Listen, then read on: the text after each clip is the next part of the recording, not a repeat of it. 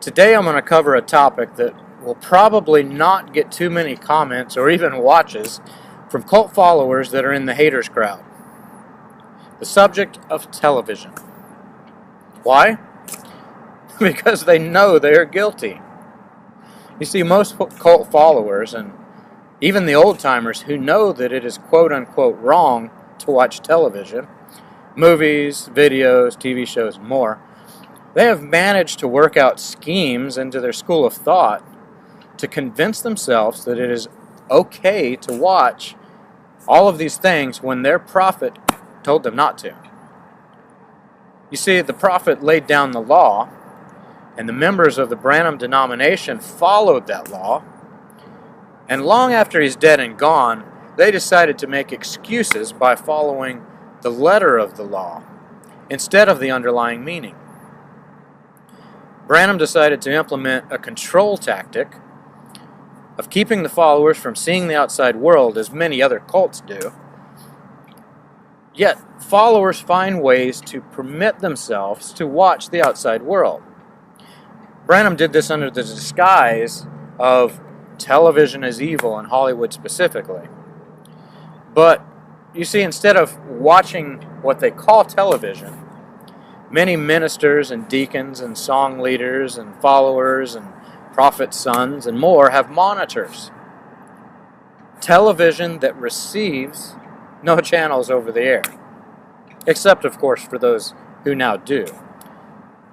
They watch the same programming that used to be broadcast over the air through YouTube and through Netflix and recorded VHS tapes and DVDs and other methods. But you see, by the letter of the law, they do not have what they call by the letter television. They do not have these in their homes, except, of course, for those that I have even seen who hide them in their closets or their spare rooms, what I call their theater rooms. You see, growing up, my family had television. And then we did not, and then we did, and then we did not. Why? The things that my family enjoyed were condemned by the prophet. And there were times that my family practiced asceticism more devoutly than other times. In the times that they gave in and watched the television, they knew that there was absolutely nothing wrong with watching the Andy Griffith Show. But at other times, Aunt B must have had a dress that was just a wee bit too high above the ankles. William Branham condemned the television all throughout his ministry. He was against people watching what he considered and called filth of this world through the screens, and he taught very harshly against them.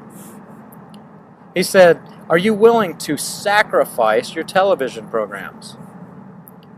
And you know, it used to be as wrong for us to go to the movies. But now the devil has put one over on you. Brought it right into your house with you. Boo!" That's right, see? 1963. Another time he said this, and he used this magic percentage that he liked to use. 80% of the children in Arizona schools are suffering from mental deficiency. Poor Arizona, man. Those kids are stupid. 67% of them was because of looking at television. How about that? He says, you better use your shotgun. See, don't let the devil spray you with that. Boo! No, sir. People, as I understand, people act like they don't have to come to the judgment. This is very serious here. I'm laughing because it's funny that 80% of the Arizona kids are mentally deficient, but what Branham is saying is a serious thing. He says that this television, he compares with something that would cause you to have to face the judgment.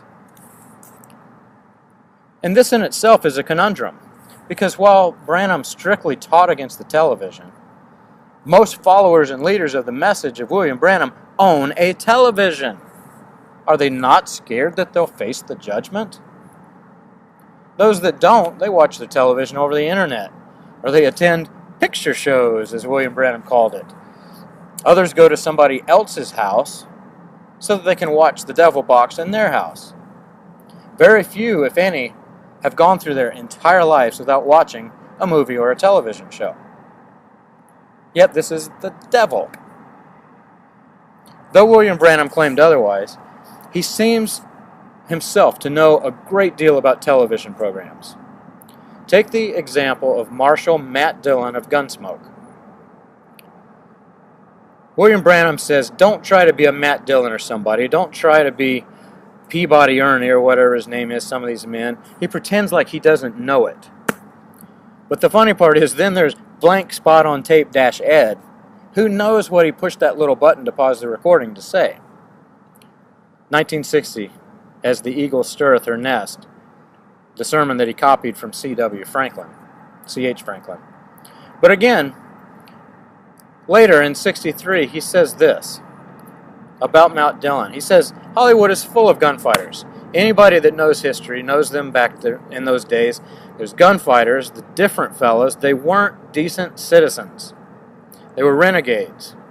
They were like Al Capone and Dillinger. They got a Hollywood play they call on the television, they call Gunsmoke. And I heard on the monitor the other day, this fellow plays at Arness or something. Forget what his name is, and he's supposed to he represents Matt Dillon. All right, now William Branham is talking about Matt Dillon. He says Matt Dillon, who was a sheriff in Kansas. He says, and Matt Dillon was yellow as a rabbit. He shot 28 men in the back, innocent, going outside of Dodge City, waiting in the bush. And when a man come along, somebody would call him and tell him that there was a certain villain coming through, and he'd stay out there, and the man would come in, he'd shoot him in the back. Matt Dillon. Now when you find this big guy comes down, why, it's absolutely glorifying sin.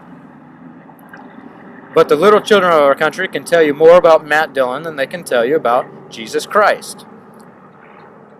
That was in 63, the voice of God in these last days.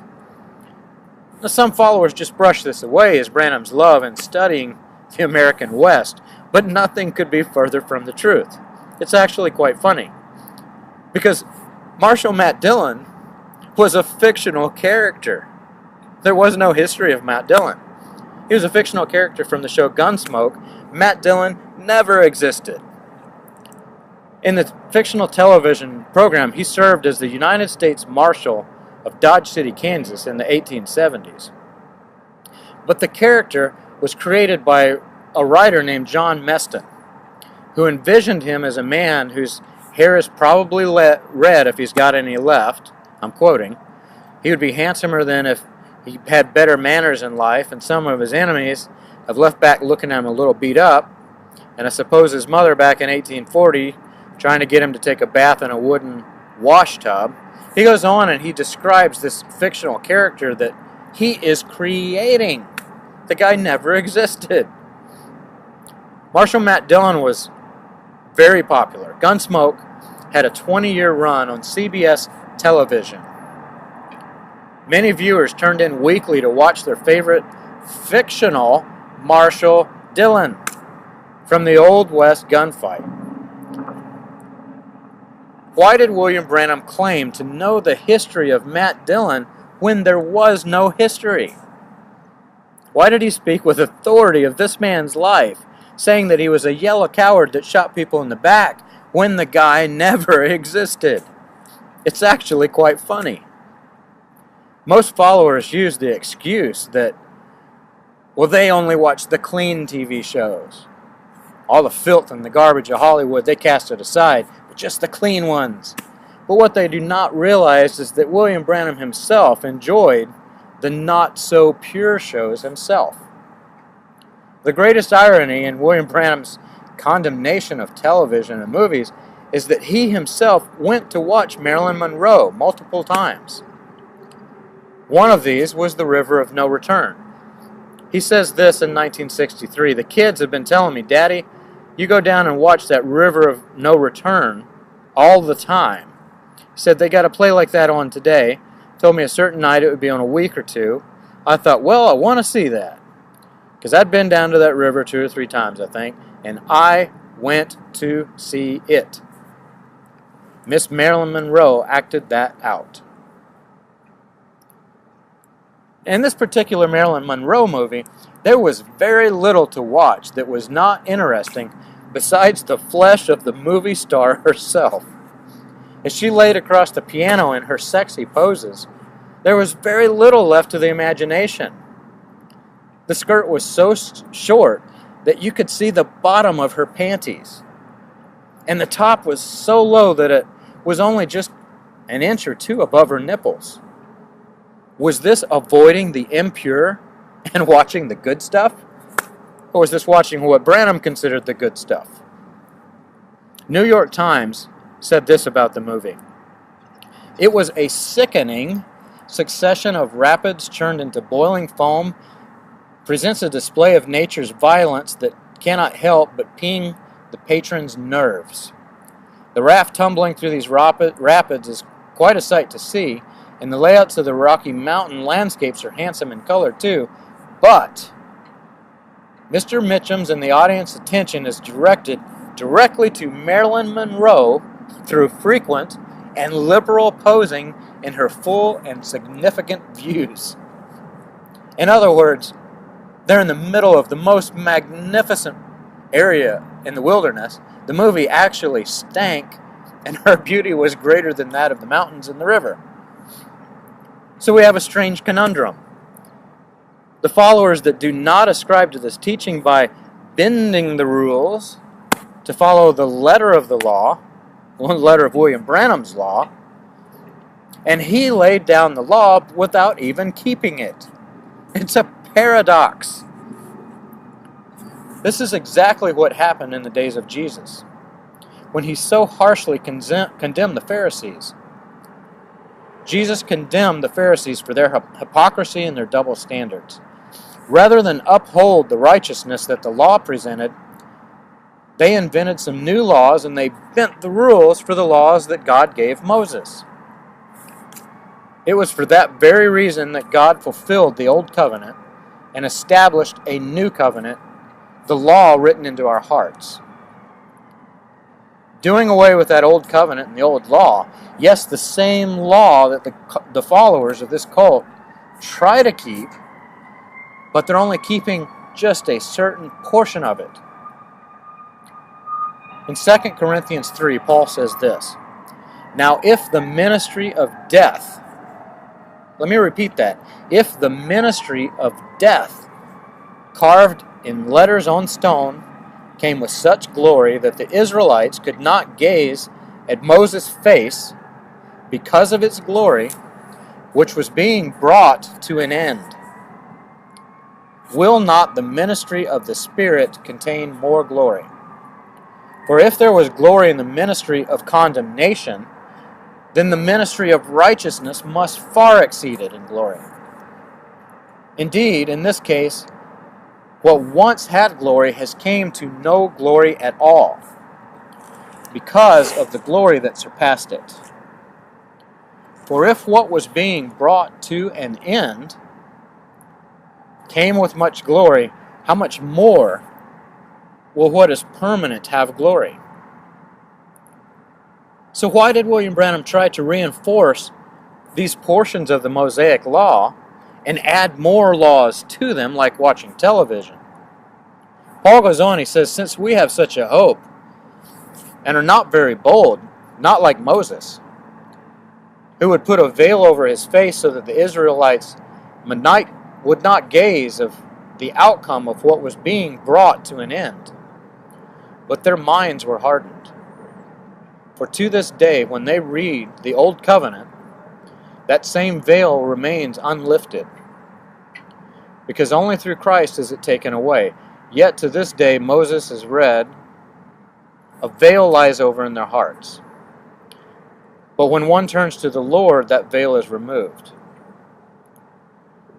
Now when the Lord is the Spirit, and where the Spirit of the Lord is, there is freedom. And we all, with unveiled face, beholding the glory of the Lord, are being transformed into the same image from one degree of glory to another. For this comes from the Lord, who is the Spirit." So as Christians, we should ask ourselves, are we following the letter of William Branham's law, Or are we following the spirit of Christ's law that is written in our hearts that Paul followed? The two are not the same.